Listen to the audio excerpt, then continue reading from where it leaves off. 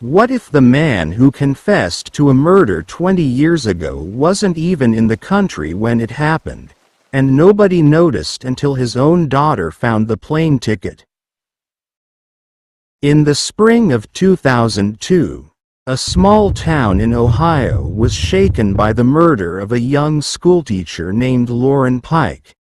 She was found in her own home, and within 4 days, the police had a confession. A local man named Walter Briggs, quiet, a little strange, someone the neighbors already whispered about, walked into the station and admitted to everything. He gave details. He described the house. He even described what she had been wearing. The case closed faster than almost anyone expected, and Walter Briggs spent the next 21 years of his life in prison for a crime he said, over and over, that he did commit.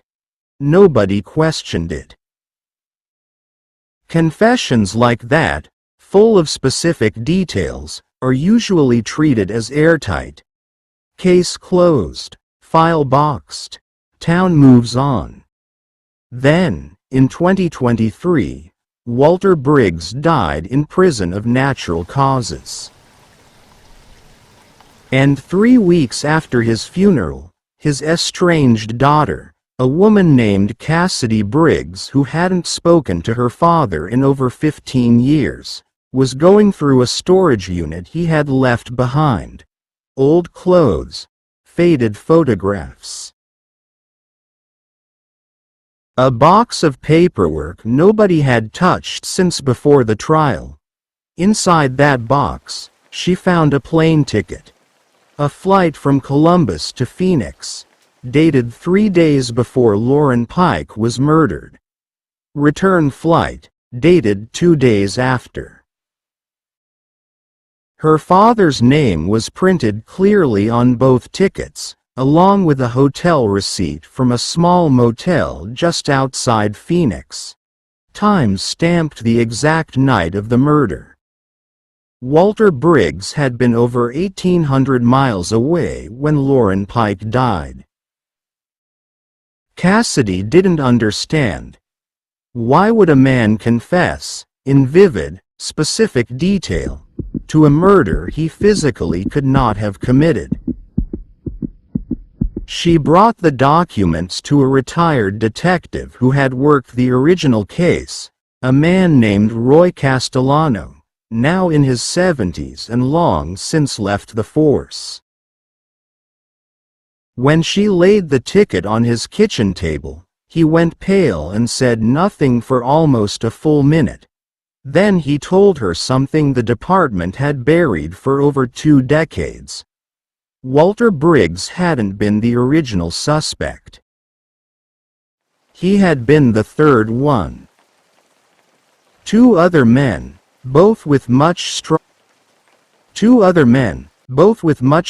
connections to Lauren Pike, had been quietly questioned and quietly released before Walter ever entered the picture, both with far better lawyers, and one of them with a family name that carried serious weight in that town.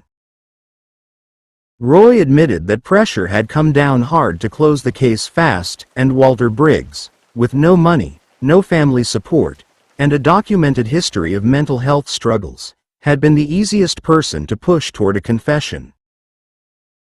Roy said investigators at the time fed him details slowly, across multiple interviews, things only the killer should have known, things Walter then repeated back as if they were his own memories. Cassidy asked the question that had been building in her chest since she found the ticket. Did you know, back then, that he couldn't have done it? Roy didn't answer directly. He only said that some confessions aren't about guilt.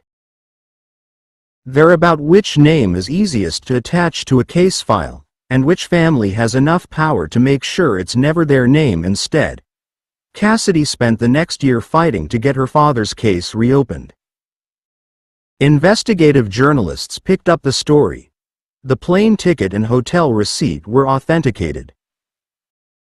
DNA evidence from the original crime scene, Evidence that had never been properly tested in 2002 because the case was considered solved, was finally run through a modern database. It matched one of the two men who had been quietly released before Walter Briggs was ever questioned.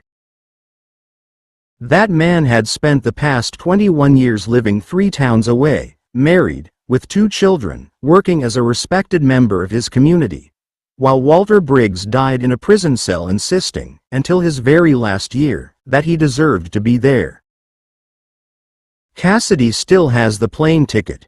She had it framed. She says she doesn't keep it as evidence anymore, since the case has since been formally reopened.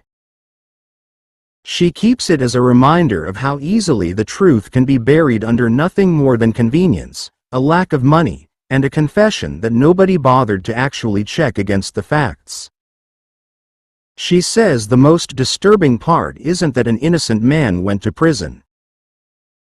It's that for 21 years, the real killer lived 3 towns away, attended community events, raised a family, and walked past people who had once been Lauren Pike's neighbors, and not a single person ever looked twice.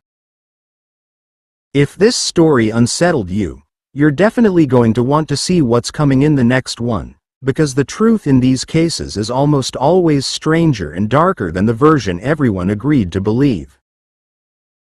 Make sure you're subscribed to Mr. A Stories so you don't miss it, and let me know in the comments, do you think Walter Briggs ever truly understood what was happening to him, or did he go to his grave still believing the lie he was given?